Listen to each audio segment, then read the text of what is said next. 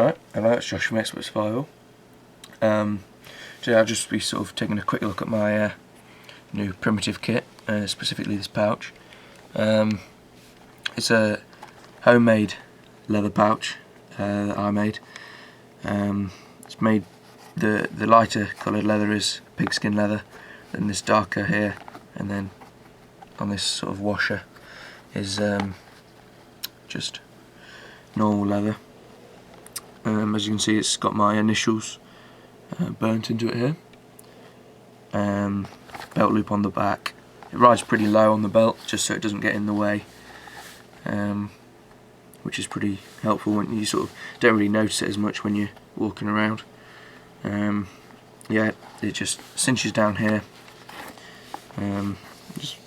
Just sort of leather washer keeps it closed, cinches down there. This flaps over the top to help if it rains, keep the rain off, and just sort of generally help it keep it closed. Yeah, stitched with nylon, I think. Yeah, nylon twine, and then just jute twine here. It's also oiled to help it waterproof, and also it sort of gives it a better colour as well. Alright, we'll start off inside. First thing I've got is my fire steel. It's oak handled. I made that. I turned that myself. I think it's mentioned in another video as well. Just a little leather sort of sheath for it. That's the ring here is made so it can be clipped onto a lanyard so it isn't lost if it's in my pocket. But that isn't really needed when it's in a pouch like this. So that's one. Second item, or second and third, it's just a bit of cotton wool. It's just mainly for packing, really, stop it all rattling about inside. It can also be used for tinder in a pinch. And then also, as well as that, there's a bit of 100% cotton cloth as well. It's just sort of a bit of packing, and also can be used, can be charred in this tin here for char cloth. It's just a little, I think it's a mint or something like that, mint I think it was, tin.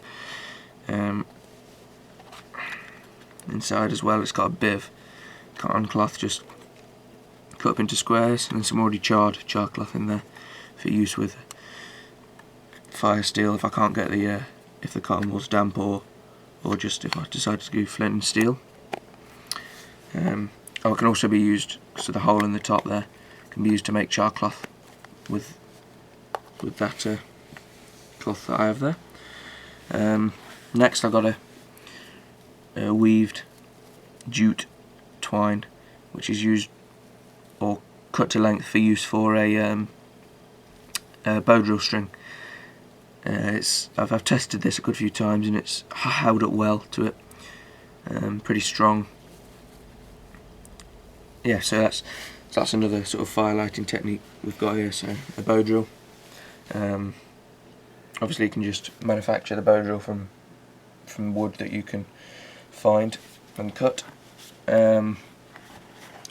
Next I've got this little hide pouch. I think it's buffalo hide if I'm not mistaken. Little pouch here just secured with jute twine, and inside here is a little waterproof bag with 5 or 6 Vaseline coated cotton balls. That's sort of my surefire option, as it were, if I can't get a fire going using a bow drill or a more primitive technique such as flint and steel. Then that's sort of a backup option. It can also be used as a sort of a accelerant if I get the jute twine going with the bow drill or something. If it's a bit damp, say, or something like that. So that's next. Let's just inside a bit of a pouch to protect it. And then the last item, just a bit of jute twine. I think it's about 10 or 12 foot. It's going to be used just general tasks, sort of, you know, a bit of light shelter building, not really heavy work at all. Or just the main use I've got it in here really is so it can be shredded up and made into a bird's nest for bow drill or for anything else, any other kind of tinder.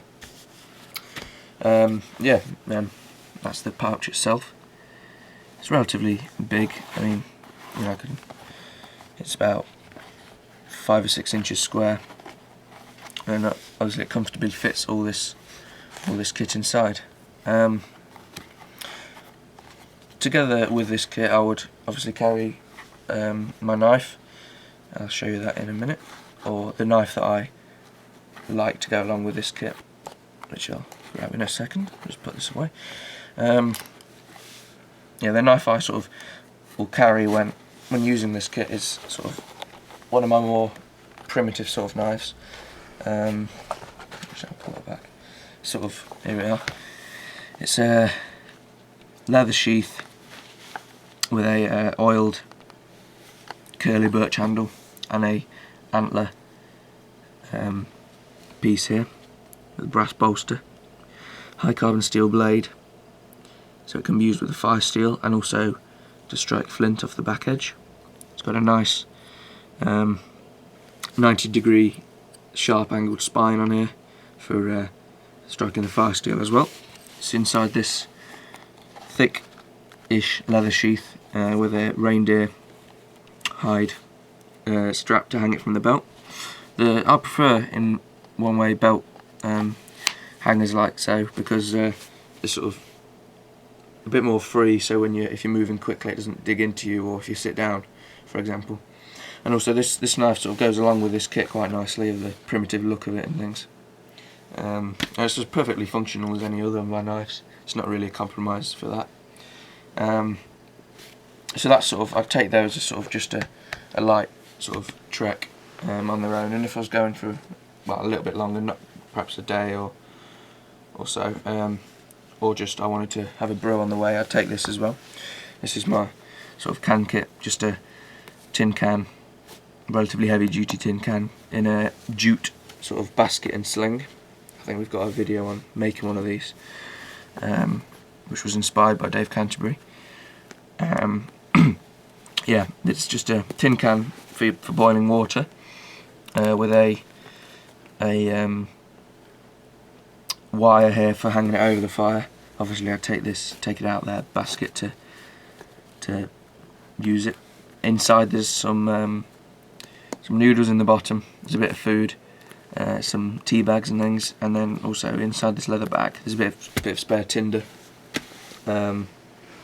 just as a backup for what I've got in the pouch.